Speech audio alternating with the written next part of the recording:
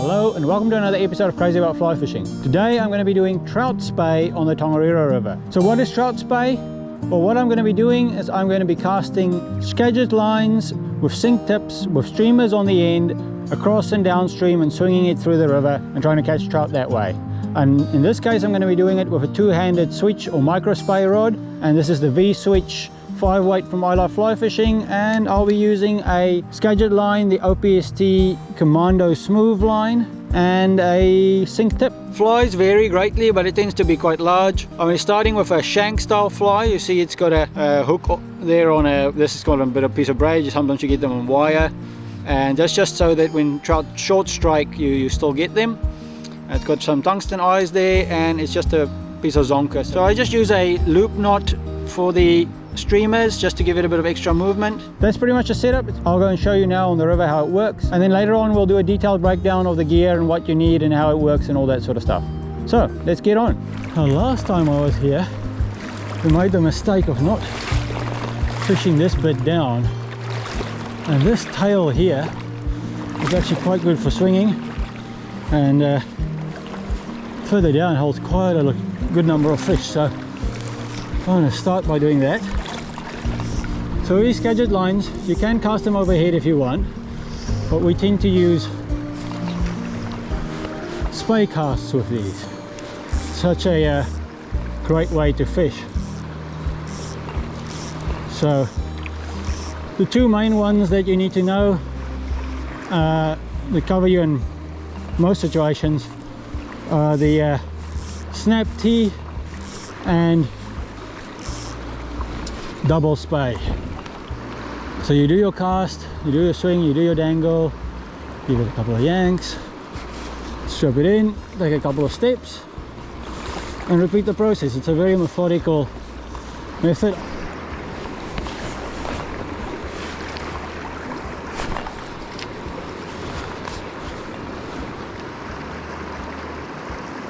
Getting into that zone where I was hoping I would get a fish, somewhere around before that boulder.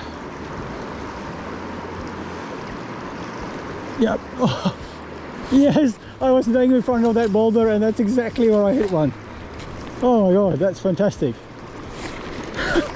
Into that zone, I got one.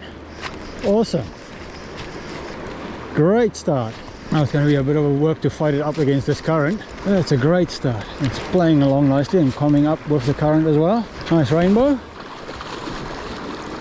Landed fast.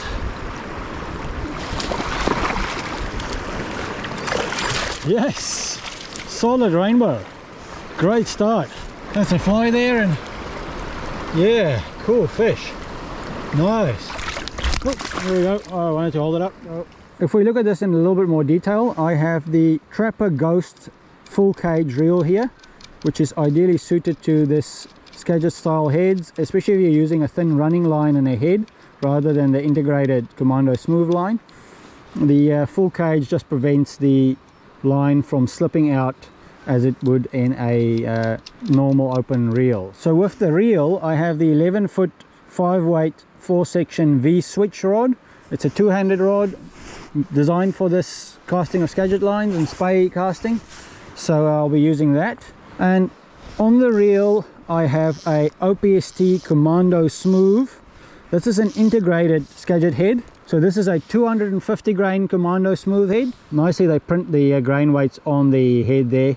And then I've got a 96 grain bucket tip. That's a 6" per second sink tip. So what these Skagit lines are is a very short shooting head essentially. So where you'd have a weight forward line with a 30-foot sort of taper, the taper is quite short on this, and all you have then in this case an integrated thin running line.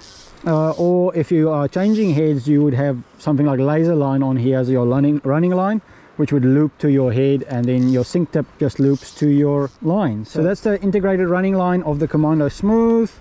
You get back, that integrates smoothly to the head for casting. You've got your really thick and very short head. To that you loop your sink tip, and from the sink tip you just loop your tippet, and for the tippet you go to the fly.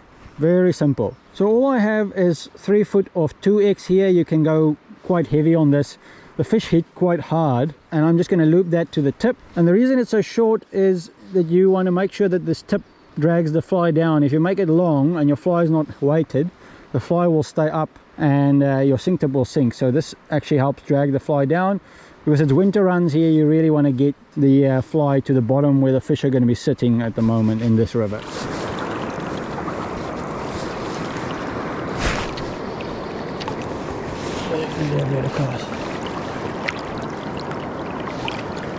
Getting much more into the zone there.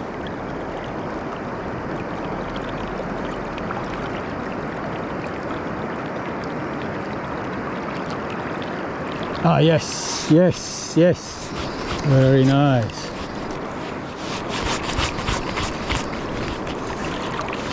Bring this one out. Okay. I've got one on that egg sucking leech. Ah, came off. Time for a coffee and a pie from the cafe in Turangi. And as always, I'm going to have that on the bridge, looking down and see what's in the bridge pool. Bridge pool from the bridge in Turangi, the State Highway Bridge.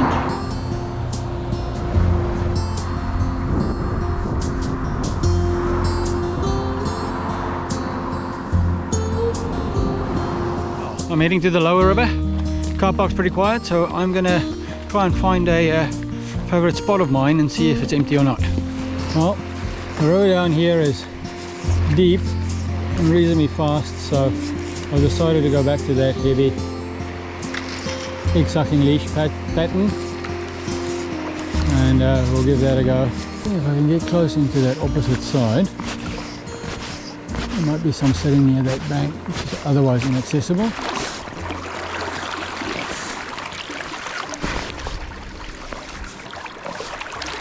Getting to that opposite side where I want to be. Yes, yes, and that's exactly where I hit a fish. That's a nice fresh one.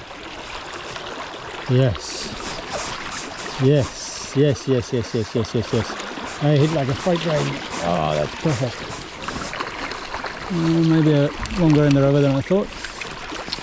It's a nice fish. Oh, it's going crazy. Not as fresh as I was thinking, but a little bit more line here.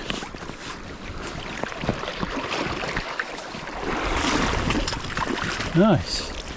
Very cool. Nice silvery fish. Took that egg sucking leech. Very cool.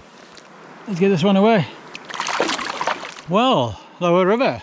That's the one. Just got it to that opposite side and hit right by that sort of bush over there. Pretty cool. Well, it was nice to get that fish. So let's talk a little bit about what you need to get into this Trout Spey thing. The simple answer is you start with the rod you have. The only thing you really need to get is a Skagit line. So there are two options of Skagit lines. There is the head system with a running line, and then there's the integrated head. I'm fishing today with the OPST Commando Smooth, which is an integrated head. And so the running line is smoothly integrated into the head. And all you need to do is you buy the line, and then you just add a sinking tip, which is essentially like a sinking poly leader that gets your fly down. But you can use sinking, you can vary the sink rates of these tips, and you can even use floating tips. Okay, so this is what they call an OPST bucket tip. It's a 96 grain bucket tip. It sinks at about 6 inches per second. You get 110 grain, a faster sinking one as well. It sinks at about 8 inches per second. The main reason why you use a sink tip in winter on the Tongariro is because the fish are not really feeding. They're moving up to spawn and they're hugging the bottom. The river is big, it's fast, and you need to get those flies down to the fish, otherwise they're not going to take it. So that's the other reason why I'm using a heavy fly like this egg sucking leech, which has got a 4.5mm tungsten bead on the front. It just makes a difference when you get that fly down right in front of the fish that are not really moving and not really feeding, so they just grab that one. So when I said you only really need the rod you have, well, that's because you can fish these Skagit lines just like a normal fly line on a single-handed rod, but you can also fish them on these two-handed setups, the switch ones designed for it as well. So they work equally well. I have done both. You might have seen a previous video where I was using just the reel and using my 6-weight V-top, and on the way back after a day's nymphing I would just chuck the Skagit line on and swung my way back down the same bit with we just fished before, and I got a bunch of fish on the way back. That's what I really like it for. I can fish my day, nymph it up, switch over the reel, and just single-handed spey, fish my way down. It's very good. This double-handed setup is really nice for the Tongariro big rivers. You can punch it right across quite easily, fish everything. The only thing I don't like so much about the double-handed setups is that once you fish that way, you are fishing like that the whole day. And I like to vary my methods quite a lot. So one of the things I'm going to be looking at is getting a 10-foot rod. Possibly that V-nymph might be the one that I can nymph with, I can Euro with, and I can actually chuck a Skagit line on it and single-handed spey quite easily as well. And I think that V-nymph 4-weight might be the way to go for that actually. So I like a versatile setup where I can do a variety of things.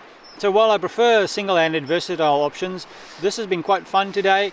I got that fish early on, then I hooked another one and I dropped, and then this fish, and it's not even lunchtime. And a little bit later on we'll cover a bit more in depth about the flies. So I'll talk about the shank flies, the tube flies, and the variety of things you can fish with as well. Let's talk briefly about the casts you're going to be needing for this trout spey stuff. Now, I'm not a casting instructor, and I'm definitely not going to be instructing you on how to do these casts. I'm merely going to demonstrate which cast you need and when. The two casts you need is a snap T and a double spey. So both these casts are waterborne casts. So they've got a waterborne anchor and a D-loop, and that's how you load your rod and then shoot the line out. Where you need to place your anchor will determine which cast you need to use. For me, downstream now facing this side, if I want to place my anchor upstream of me, I've got to use a snap T. Anchor upstream and cast, and you're straight into swinging. Okay, so that's the snap T. That works well here if there's no wind, and or if there is a upstream wind. So because I'm on this side now, if the wind was blowing downstream, I couldn't use the snap T. I'd have to use the double spey, and I have to use my left hand or do it off shoulder. Now when I try this with my left hand, I'm not very good at this with my left hand yet, so I'm going to set my anchor, bring it back and fire it out. Not a very good cast, but that gives you the gist. I'll do an off shoulder one just to show you as well. If I was to do an off shoulder one, I'd bring it, set my anchor, bring it back and fire it out that way. I'm still a little bit better that way. I need to practice doing it with my left hand, but that comes with time. So that's the two casts you need for this trout spey thing, and it works very well. I mean, there's no back casting room. It's quite effortless and quite easy to do.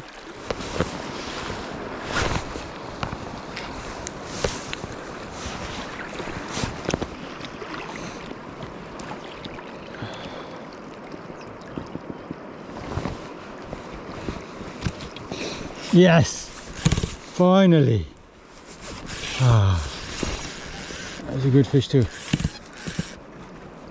Try and keep this one on.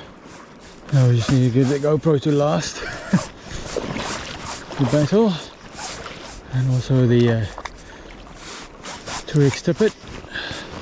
I unfortunately think I got a wind knot in there, so I call it a casting knot. It's not really because of the wind and my bad casting.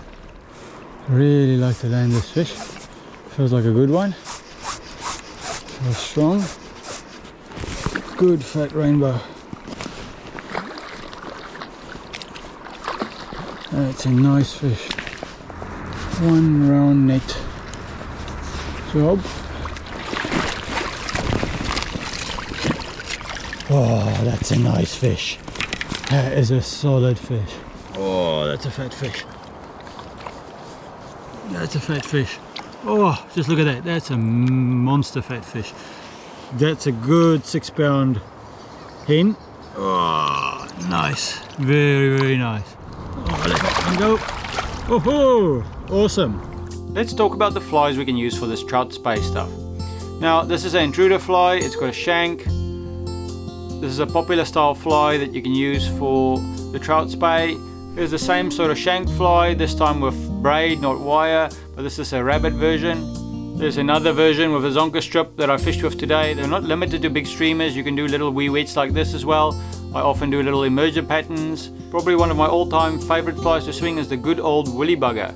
This is a black one with a bit of flash and orange hotspot. That's been working well for me on some of the rivers. And you can have a look at some of my streamers in my box. You just see some of the variety that I have. There's all sorts. So yeah, don't limit yourself with the flies you can use. Try everything and see what works. Well, what a way to end the day's Trout Spey. Tough day, but a really nice way to end it. A really good fish. And I hope you got a lot of information about Trout Spey on the Tongariro from this video. If you like these sort of videos, why not watch another one up there or up there? And if you watch a lot of my videos, why not consider subscribing if you're not subscribed? It really helps the channel grow, and you get to see the next one that comes out right when it comes out. So press that subscribe button, give us a like and a comment, and see you in the next one. Thanks for watching.